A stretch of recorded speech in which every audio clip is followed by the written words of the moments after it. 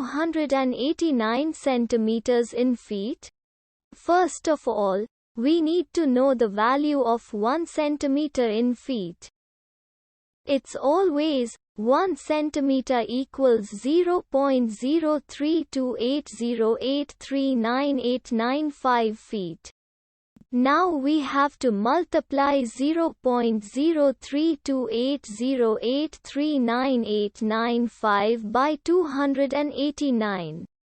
Therefore, 289 centimeters times 0.03280839895 feet equals 9.4816272965 feet.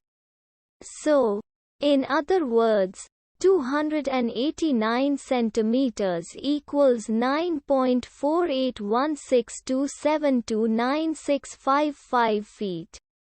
We hope you have enjoyed this video. Please like and subscribe to our channel for more videos like this.